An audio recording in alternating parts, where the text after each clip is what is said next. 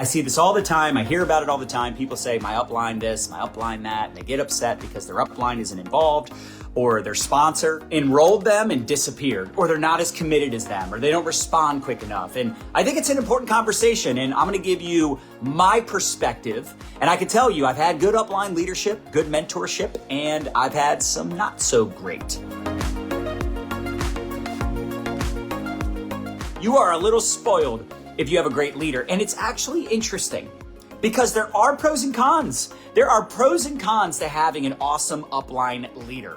I know, it's crazy, but it's also true. I can tell you, I actually learned more. I know this sounds funny, but I learned more from having a bad upline, from a bad example, a warning, if you will, than I did from having a great upline, than I did from having someone that was providing value, that was accessible, that was offering support and guidance and all the things that I definitely needed when I was brand new to the profession. And actually, how many of you would admit having a great upline has been a little bit of a crutch? Because I can tell you, in the early days, I was terrified of public speaking, like terrified. Like you couldn't pay me enough money. They said the people in front of the room make the most money, and I didn't care. I didn't care. It wasn't until I had people on my team doing presentations and doing trainings, and like they were getting all this recognition, and it started to become like kind of embarrassing because like my downline was training and speaking and I still was so stubborn. But you know, the fact of the matter was I didn't need to speak in front of the room because I could just bring people to the meeting and someone else could do the talking. That's hashtag outsourcing, right? But at the end of the day, at some point I decided to step up. I decided to get serious because you are the CEO of your life. Stop being an extra in your own movie. You want to be the CEO of your business. You've got to take it seriously. And sometimes, again, it's a little bit of a crutch. In fact, some of you are doing a disservice to your teammates because you're smothering them with your mentorship. You're smothering them with mentorship and support and all the things. And I think it's so important to allow people the opportunity to step up and grow. In fact, I want you to look at it this way. Those of you that are leaders, those of you that are independent of your upline, and you feel like you've taken ownership, you feel like you are leading by example and you're doing all the things and you're stepping into your potential and you've developed into a leader. I don't believe you can develop other people. People have to develop themselves. You can give them the roadmap, the guidance, the support, but you can't do it for them. Does that make some sense? I think this is an important conversation because I think it helps having a great upline. In fact, I believe I'm a phenomenal upline to my teammates, but I can also see where in some regard, it could be a crutch. Like one of the best things that happened to us early on in our career is we had an upline that kind of treated us like a redheaded stepchild. Have you ever heard that saying, that expression? And, you know, we had to step up because they were focused on building their other lines. We were their number one team. We were their number one team. And instead of them saying, oh my gosh, like these guys are our best leaders, like they deserve our attention, they deserve our mentorship and support, they kind of treated us the opposite way. It was like, hey, these guys are good. These guys are fine. They can do their own thing. They're doing their own meetings, their own trainings. They're investing in their business. They're investing in themselves. You know, they are leaders. They are duplicated. They are independent of us. Let's go build our other lines. But the problem was when we needed them, I remember I would text my upline and say, hey, I need a 3-way call. And it's like, oh, you know, sure, I'll be available in 10 minutes. And then I'd, you know, call 3 times in a row. I got my prospect literally on the phone.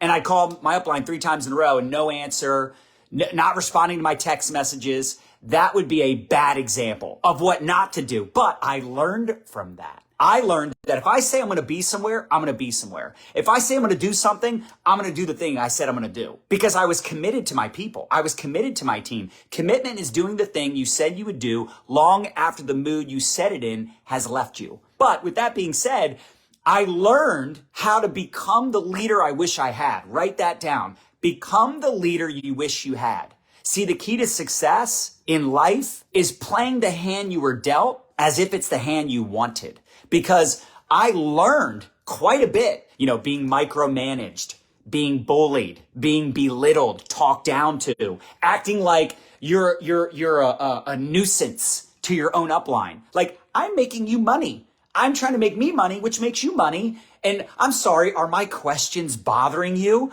I'm sorry, am I bothering you, wanting some support, wanting you to invest some time into my team? But here's what I'll tell you. This is the blessing in disguise. We were with this one company for 7 years. And again, I learned some good stuff from these guys too. Learned some good, learned some bad. But when I left that company, and this was 10 years ago this year, 10 years ago this year, I left the company and resigned, and 90% of my team came with me. 90% of my team came with me. Now, why do you think that is? It's because they didn't know anybody in my upline. My upline was totally unavailable. In fact, we had joined a new company that we were quietly building for 90 days and nobody found out about it. No, I almost was like waiting. I was like waiting to get the call. Like, John, you're terminated. Like, yep, knew that was coming, because I was getting my whole team transitioned into this new company. We were with this one company for 7 years. We transitioned our entire team to a new company. Now, listen, I didn't, put a gun to somebody's head or anybody's head or tell them, you got to come with us. I just said, listen, we're leaving. We love you. We wanted you to hear it from us. We decided to go somewhere else. We're parting ways with this company, mostly because of people like you not having success, and we just feel guilty. We can't look people in the eye anymore and tell them that they should keep going, that they should join, and then that they should keep going. We couldn't look people in the eye anymore. So we left, and most of our team came with us. Now, why do you think most of them came with us? Well, yeah, they loved us. They loved our leadership. We were, these weren't just like, it's not just like our downline. You know what I'm saying? These were like our teammates, our business partners, our friends, and they trusted us. And it was amazing how many of them were like, oh my gosh, if you guys are leaving, we're going with you, because we're only here because of you and Nadya. But anyway, so we left. Most of our team came. Why? The biggest reason is because they didn't have a connection or a relationship with anyone else. They didn't have a connection with anyone else. Now, on the flip side, I'll tell you this. I also, in the past, have seen people, they were thinking about quitting, or they were thinking about leaving, and their whole team was like, nah, we're not going. We're not going. Like, we love the upline. We love this team. We love this company. We're not going. So then that leader's like, well, I guess I shouldn't leave. Or they would leave and no one would follow them. Why? Because they were getting quality upline support, even sideline support. The culture was so solid. The culture was so solid that they're like, why would I go anywhere else? Why would I go anywhere else to follow this one person? Because they had relationships with a whole bunch of people. They were loyal to the company, loyal to the team. They were making money. They were winning. Does that make some sense? So having a crappy upline, look, there's, again, pros and cons, because you learn what to do and what not to do, right? Sometimes I think when you have a lot of great leaders in your upline, it makes it a little more challenging. This is a true story. This is a real thing. I get people, leaders on my own team, that are like intimidated to step up sometimes. They're intimidated to step up because there's so many great leaders that sometimes they feel a little insecure or inferior. And this is why we talk a lot about comparison, right? Comparison is the thief of joy. You never want to compare yourself to other people. Procrastination is the thief of opportunity, but comparison is the thief of joy. So be very careful not to compare. In fact, if anything, you should get inspired. You should see, wow, look what's possible. Look what's possible if I step up and I take ownership of my freaking business. Look, are you building an empire? If you're building an empire, if you're the CEO of your business, stop acting like you're just someone's downline. Step it up. People are sometimes, not all people, but sometimes people are so hard on themselves and they overthink and they're like, I got to know everything before I do anything. No, you just need to know what's the next best step. Take ownership, take responsibility. It's your business. Look, your upline is there to help you build your business, but it is your business. It's a 1099 independent contract, self-employed business. It's your business. So if you started your own restaurant, you started your own construction company, you start your own law firm, you start your own business, you start your own e-commerce store, there's nobody holding you accountable. There's nobody, micromanaging you and what you're doing. Now, maybe if you start like a franchise, see, network marketing is a lot like a franchise, right? The franchise model. You do have upline support. You're right. You have the franchise, ownership company, whatever. I don't know what you call that, but they're helping you with your company, but how much does it cost to start a Subway? How much does it cost to start your McDonald's, right? You got to go to Burger University. It's $1 million.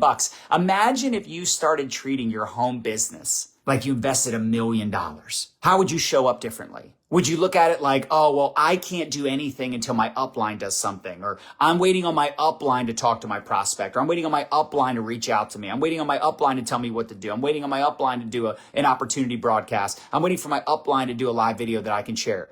That's not ownership. That's not CEO mentality. That's not the mentality of a future millionaire, is it? Does it feel like millionaire mentality, or does it feel a little bit like weak sauce? But with that being said, again, it can be a blessing in disguise, having a crappy upline, because now you have that opportunity to step up and be the leader you wish you had. Be the leader you wish you had. Sometimes your upline, your direct enroller, sucks. You can connect with someone in your upline. Let me tell you, and I talk about this a lot, every dud knows a stud, and sometimes duds become studs. The point is, some of the best people I have found in my organization were 5, 10, 15, 20 levels deep. And that's why as a leader, you should be level blind. Because some of the best people you will find within your organization are 5 levels removed, 10 levels removed. And here's why I love really driving lines super deep. Write this down. If you want to be an awesome upline leader, I would have the mentality of wanting to drive a line 10 levels deep as quickly as possible. Why? Because let's say you find someone on that 10th level, 10 levels removed from you. If you help that person on the 10th level start crushing, how do you think the person on the 9th level, 8th level, 7th level, 6th level, 5th level, 4th level, how motivated do you think those people are? Because now there's a little bit of FOMO, fear of missing out. There's a little bit of FOMO because they're like, whoa, this is not just happening like in the company. People aren't just making money in the company. It's not just other people winning. Literally, there's people in my own team that are crushing it. There's people in my own downline that are crushing it, that are rank advancing, that are getting more customers than me, that are making more money than me. Holy crap. Like, maybe I should start doing stuff. Maybe you should start building your business. And if you actually built it, and you put the time and effort into it and understood the fact that you have to have long-term vision. See, in the early days, the early weeks, the early months, the early years, you're just laying that foundation brick by brick. How do you build a city? Brick by brick. You got to lay the foundation first. How do you build an empire? Brick by brick. It doesn't matter how much money you make your first week, your first month, your first year, your first 5 years. If one day you're a multimillionaire, does it really matter if you had a bad upline? If you didn't have a strong start? It always takes longer than you anticipate. It's always harder than you anticipate. And by the way, I heard this saying a long time ago. It's never as hard as you think it is, and it's never as easy as you think it is. It's somewhere in the middle. So if you have a crappy upline, awesome. How great is that you get to step up and be the leader you wish you had? And again, there might be someone in your upline between you and the company that will give you mentorship. Even if you have an awesome upline, you should do this. You should do this. Stop being a crutch. Stop leaning on your upline to do all the work, all the calls, all the messages, create all the tools. Step it up. Like, nothing excites me more than when I have leaders on my team stepping up and doing trainings, offering to create documents, putting together resources to help the whole team. And it's crazy because we now have this culture where we have these just ridiculous, amazing leaders that all work together and they all want to collaborate and help each other. And it's such a positive, amazing, uplifting community